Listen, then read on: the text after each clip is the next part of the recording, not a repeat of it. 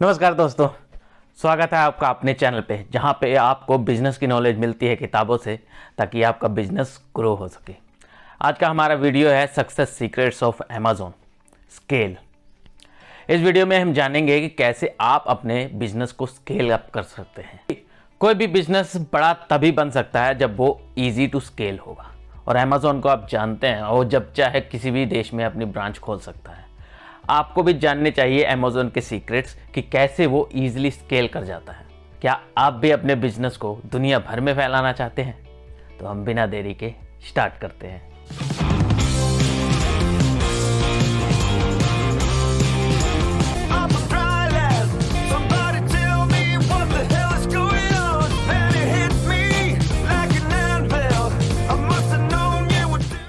Principle number 1, maintain your culture. सबसे पहले आप एक अच्छा कल्चर मेंटेन कीजिए। 2019 में लिंक्डइन ने कुछ कंपनीज रिवील की जो टॉप कंपनीज हैं, टॉप 50 कंपनीज हैं जहां लोग काम करना चाहते हैं, और अमेज़न टॉप 3 में था।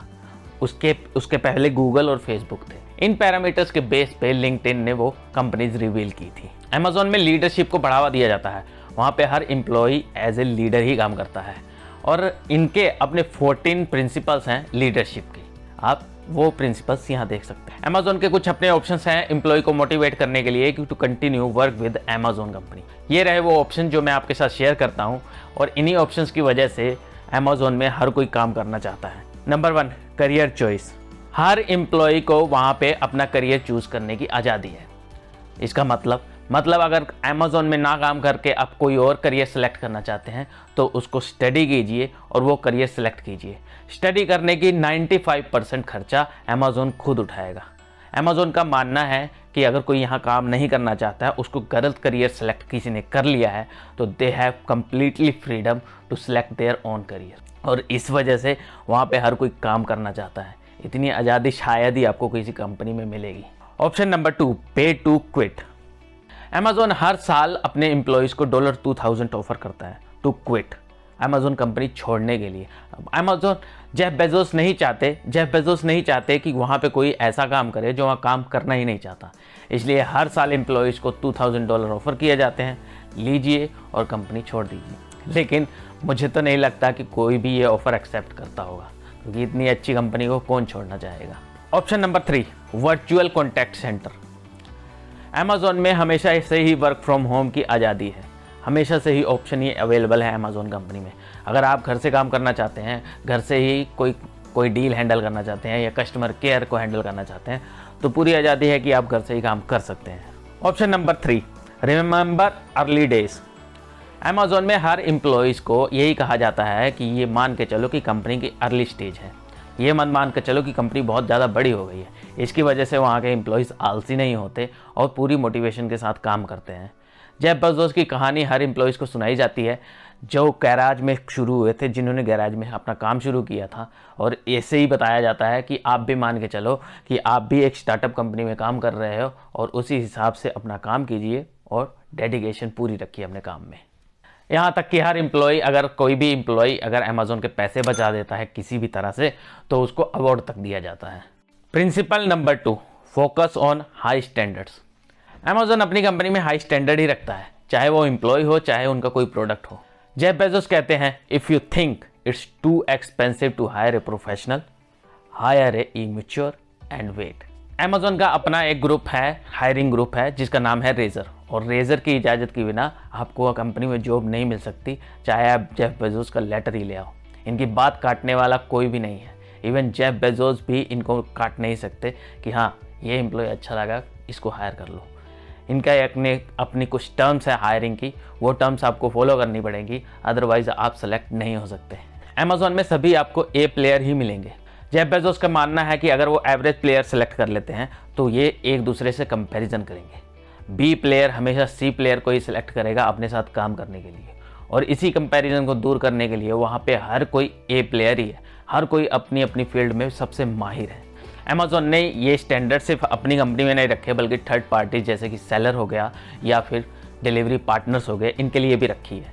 आप अगर इंटरनेट पे ढूंढोगे तो आपको कितनी स्टोरीज मिल जाएंगी जहाँ पे अमेज़न से किक्ड आउट हुए सेलर्स, चाहे वो करोड़ों की डील करवाते हो अमेज़ॉन को, लेकिन तो कस्टमर को अच्छी सर्विस ना देने की वजह से अमेज़ॉन ने उनको किक्ड आउट कर दिया। अपनी कंपनी में हाई स्टैंडर्ड रखने का सबसे अच्छा तरीका है कि आप ढूंढिए कि क्या एक्सपीरियंस आप कस्टमर को देना चाहते हैं। फिर ये सोचिए कि आप अपने प्रोडक्ट या सर्विस से वो एक्सपीरियंस कस्टमर को कैसे दे सकते हैं। तो सबसे पहले आपका जानना जरूरी है कि कस्टमर को एक्सपीरियंस देना कैसा है, कैसा एक्सपीरियंस देना है। आप अगर ई कॉमर्स बिजनेस स्टार्ट करना चाहते हैं तो ऐसे सेलर मत ढूंढिए जो करोड़ों की डील करते हैं, बल्कि ऐसा सेलर ढूंढिए जो कस्टमर को करोड़ों की हैप्पीनेस देते हैं।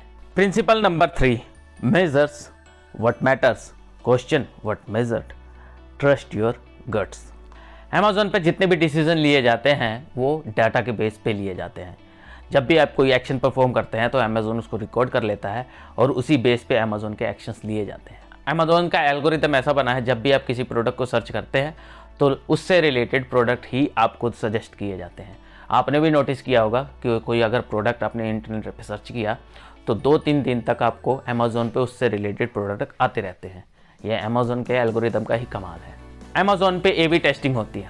इसका मतलब है कि जब भी कोई फीचर नया लॉन्च होता है तो वो सभी कस्टमर को दिखाया नहीं जाता, कुछ सेलेक्टेड कस्टमर को दिखाया जाता है और उनको इस रिस्पॉन्स को रिकॉर्ड किया जाता है।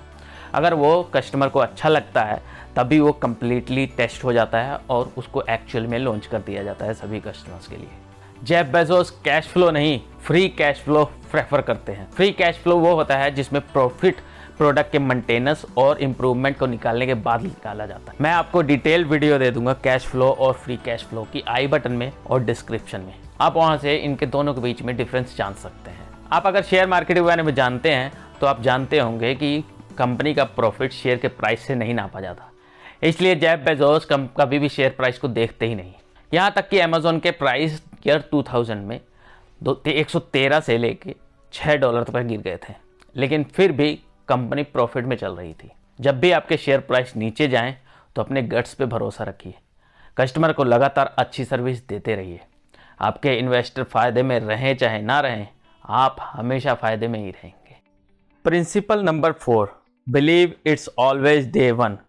कुछ कंपनी जब ग्रो कर जाती है तो उनको लगता है कि अब वो चैन की नींद सो सकती हैं, अब वो ग्रो सक्सेसफुल बन गई हैं, उनको कोई बीट नहीं कर सकता। लेकिन ऐसा नहीं होता। जेफ बेजोस ऐसा नहीं मानते।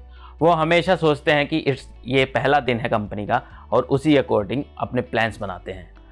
सभी एम्प्लॉयज़ को बताया जाता है कि मान के चलो ये पहला दिन है और आप एक स्टार्टअप कंपनी में काम करते हैं।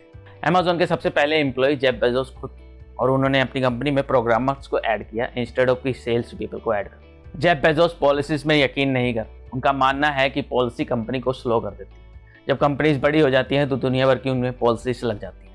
आपने अगर कस्टमर केयर में कॉल किया होगा तो आप समझते होंगे कुछ कस्टमर केयर ये बताते हैं कि हमारी कंपनी की पॉलिसी में नहीं आता, हमें ये मैनेजमेंट अलाउड नहीं करता।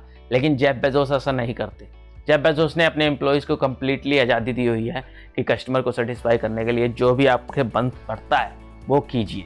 जब कंपनीज ग्रो कर जाती हैं तो उनको ऐसा लगता है कि अब उन्हें कोई बीट नहीं कर सकता, एक्सटर्नल अफेयर से उनको कोई फ़र्क नहीं पड़ता, ट्रेंड्स को पकड़ने की कोई ज़रूरत नहीं है क्योंकि वो सक्सेसफुल हो चुके हैं।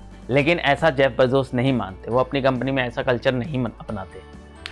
वो यही मान के चलते हैं कि ये पहला दिन है, ट्रेंड्स जहाँ पे मिल सके उस ट्रेंड्स को पकड़ लो और ग्रो करने की कोशिश करो और एक्सटर्नल कंपटीशन को भी ध्यान में रखो ताकि आपसे कंपटीशन ना कर सके कोई।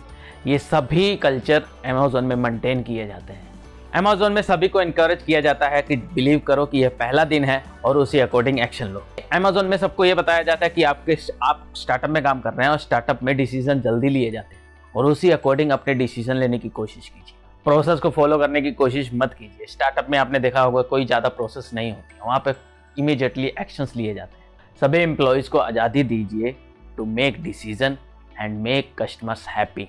आपको एक बड़ी कंपनी बनानी चाहिए, ना कि बड़े प्रोसेस और पॉलिसीज। इस वीडियो में इतना ही। ये लास्ट वीडियो था अमेज़ॉन बुक सीरीज का। अगर आपको ये वीडियो पसंद आई है तो इसे लाइक करें और अपने दोस्तों के साथ शेयर करें। ऐसे दोस्तों के साथ जो शायद अमेज़ॉन में जॉब करना चाहते हैं, उनको कम से कम पता चलेगा कि पॉलिसीज उनकी क्या है जॉब सिलेक्शन की। हमारे चैनल को सब्सक्राइब कीजिए ताकि हम ग्रो हो सके और आपको ग्रो होने में आपकी कंटिन्यूसली हेल्प कर सके। मैं मिलता हूँ आपसे अगले वीडियो में, अगले नॉलेज भरे वीडियो में, अगली बुक में। तब तक आप खुश रहिए, ग्रो कीजिए और यूं ही लोगों की प्रॉब्लम सॉल्व करके अपने बिजनेस को ग्रो करते रहिए। ये वीडियो देखने के लिए बहुत बहुत धन्यवाद। नमस्कार।